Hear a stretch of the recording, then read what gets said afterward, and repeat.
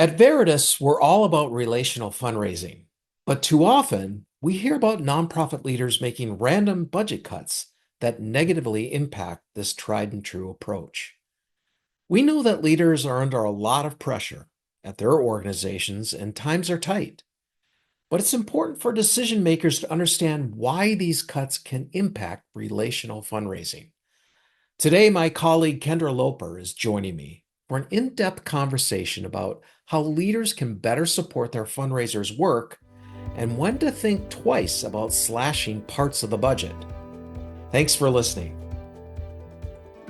Welcome to the Nothing But Major Gifts podcast from Veritus Group, featuring Richard Perry and Jeff Schreifels.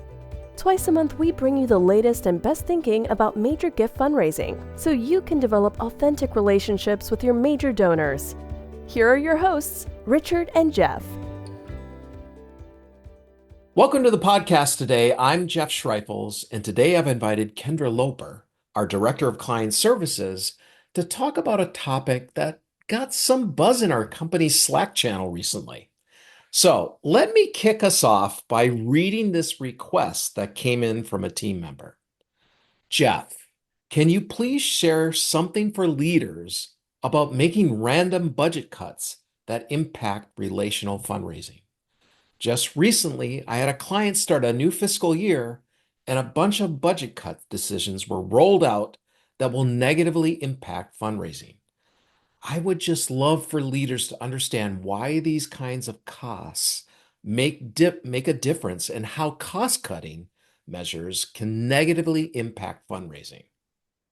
Oh, that was So, so hard to read, I Jeff, know. I because know. it's common, right? We see this over and over. And as we're talking with our clients and with our fundraisers, they're sharing their frustration over budget cuts, particularly timing of budget cuts and what they're learning. So Yeah. hard. I get it. When budgets are tight, sometimes you do have to make those tough decisions about how we're going to manage cash flow and what will we have to cut if we do.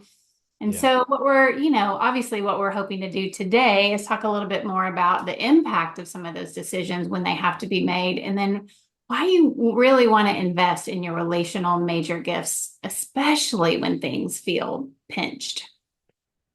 Exactly. I mean, I would say just overall right now, even if your budget is tight, the last place I would want to cut at this moment in time is your mid or major gift program, Right. because this is the program that is bringing in your net revenue, the most net revenue that you have. So Right. just overall. But then, here's the other thing to think about is that a lot of nonprofits make this mistake. They are tight on budget, and so instead of really looking at each department and how much a cut could affect them and what are the revenue ramifications, all of those things, they just make a decree that says we need to cut 10, 15% across the board.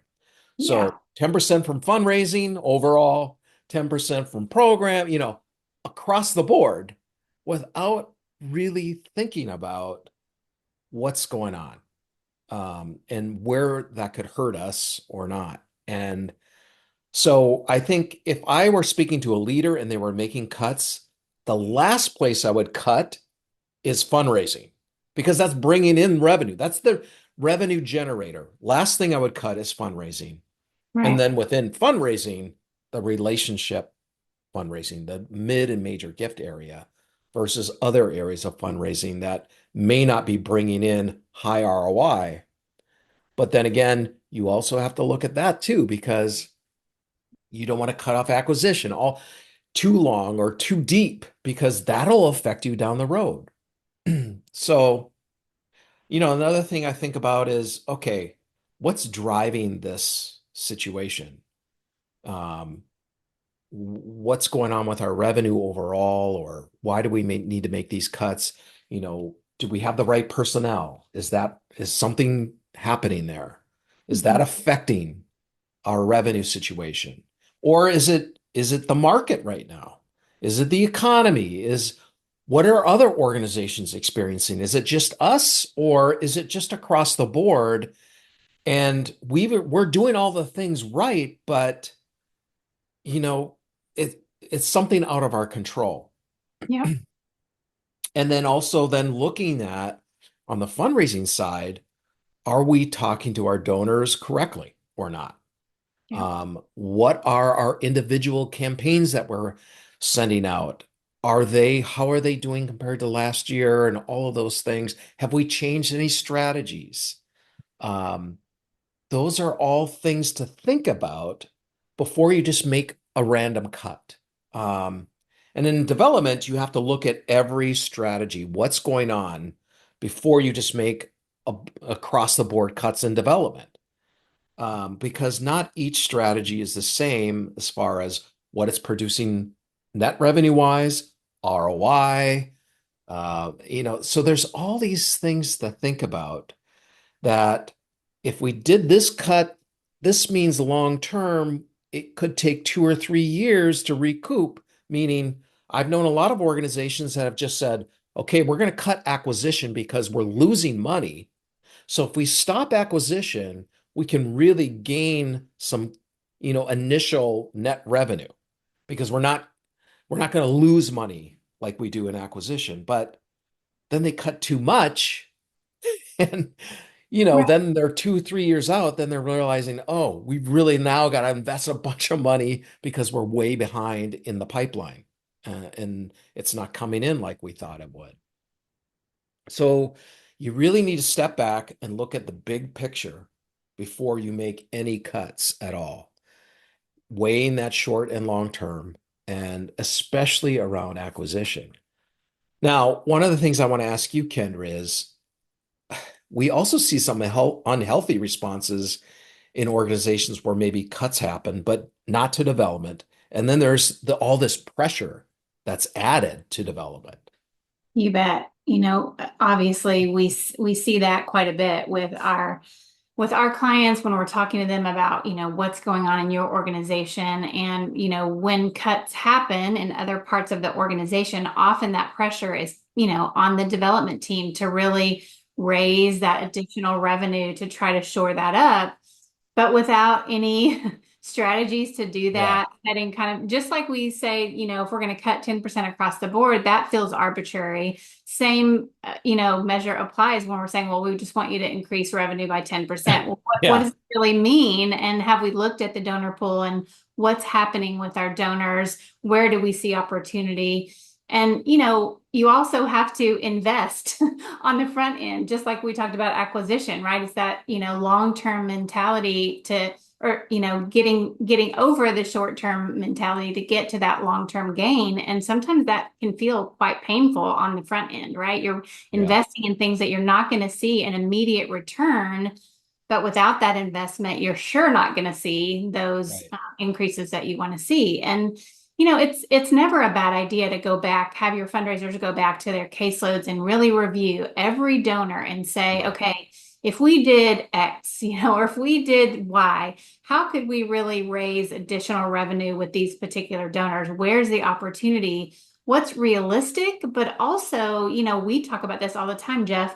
We yeah, do want to have those stretch goals. That's yeah, real and appropriate for every fundraiser and for a development team, but it has to be based in reality. It can't just be an across the board, percentage increase without any information that is, driving that decision. right, And, what happens then is then our fundraisers get overwhelmed. right. They have so much on their plates. They already have a lot of pressure about producing the funding needed. They care deeply about these missions and the work that they're doing.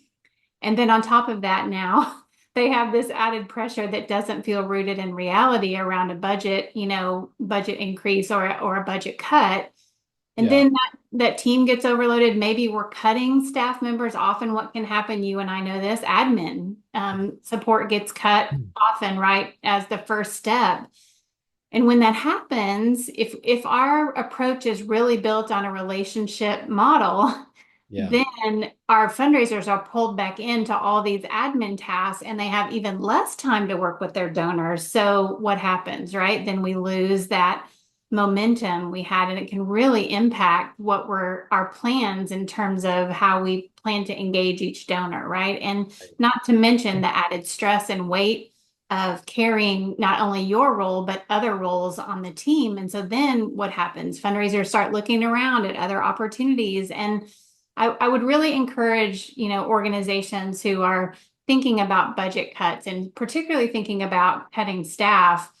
What does that do to the impact of your team, the morale of your team, and what have you measured the cost of an open seat on your team?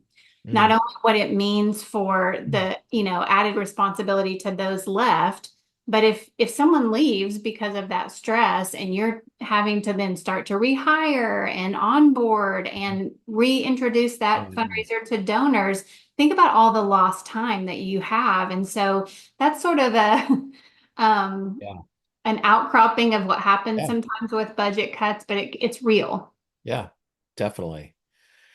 Now, of course, sometimes, especially in the smaller organizations that we've worked with, there's just no way to avoid those budget cuts to development, if you have to make those cuts. So, what are some other considerations that leaders need to have when doing that? I've worked in both a small shop and a large shop. And of course, we work with small and large shops. And so there's just a big difference between how a budget cut can impact a small organization versus a large organization. Of course, a large organization may have additional resources, they may have a deeper bench of staff. They Mhm. may have reserves that are available to them, where a small organization may not have that additional support. And so they're really living, budget year to budget year on what they're able to, bring in funding wise. And so if anything changes in that dynamic, all of a sudden they've got a real cash flow issue. And so, it's tough, right? To say like, don't cut development, even though that's your revenue in Yeah. a team. But at the same time, you have to really think through like, what can we deliver? How can we deliver on our promises with limited resources? And again, if you're serious about relationship based fundraising, you have to really look at your staffing and your personnel and what could you potentially outsource? There are sometimes ways to do that. Direct response is a great area to outsource. There's a lot of experts in that field, and sometimes you may have somebody you think it may be better to manage that internally, but when you think Yeah. about all of the costs of having a staff member who is managing that, and also are they able to stay as up to date with the trends, and as someone maybe Yes. outside. So thinking about outsourcing what you can. I agree. And, I would even go further. I would say this. I think almost just about every nonprofit should outsource direct response fundraising. Anything that's what a friend of mine called arm's length fundraising. It's all the stuff that you're doing to either acquire, cultivate small level donors who eventually will, hopefully, you'll build up into a real relationship with. But all of those activities, there's so many experts already out there. You don't need to hire that in-house and build up a bunch of teams just to do your own direct response. There's so many other outsourced experts out there that could do that for you. And then you're freed up to really hire good people for your mid and major gift side, because that's where you want to focus really as a nonprofit. And the direct response stuff, it's a whole science and art that so many people already know from the outside that you don't need inside. You bet. Sorry, I just had to go on that little rant. No, it's good, right? I mean, that's really where the rubber meets the road. And I think, being able to have some tangible things you can really dig into, look at your budget to say, where does it make sense for us to manage this internally versus something we can do Right. externally? Obviously that's where we come in with a lot of our clients. And, we often step in when maybe there's a director of development transition, and we can step in and help manage the team Mhm. in the interim while you are hiring. And so Right. that can be some additional support. obviously when we're working with clients, we're focused on that improved retention. And so we're really coaching our fundraisers to be laser focused on that work. And so as as the team at Veritus, what we can do when we come in and do that is really sometimes fundraisers in the midst of transition, even in the midst of a significant budget cut, can get really lost Yeah. and not really know what's the most important work for me to focus on to help us shore up these revenue shortfalls. And that's what I think we do really well, is to come in and say, okay, let's look at your donor pool, let's look at your caseload to see where the opportunities lie, and how can we focus you on really bringing those donors in deeper, or back to the work if there are significant lapses there. And so that's part of what we do when we're working with our clients every day. Yeah. And that can really help support in times of lean budgets as well. Yeah. I mean, I look at some of the examples, in our Slack channel, we get where this original message came from to kind of spur this particular podcast. But Here's just some of the crazy cuts, especially like done at the end of the year, or even like after they make the budget, then they realize, oh, we got to cut like they cut out business cards of major gift officers, you know, and so now the major gift officers don't have something to put into their letters, and so we got to write everything out. Um, Another was like no more stamps on envelopes. You have to go and just send it out with the regular mail through a machine. This little things like that that are very personal to and will get open for a donor. Mhm. Manager not even thinking, or taking away cell phones, for from the MGO. Yeah. Uh, just stuff like that that are think managers and leaders think, oh, that's just a small thing, but they don't realize how it actually will affect donors. You And bet. It's uh, almost like we start walking back all of the strategies that, healthy donor strategies we put in place around yeah, personalizing, deepening that relationship. We start to walk all of those back all of a sudden when there's a budget cut, which is going to take us even further in the wrong direction. So it's yeah, really getting disciplined and learning how to be a good advocate around the pieces of this work that really matter, that move the needle. that's right.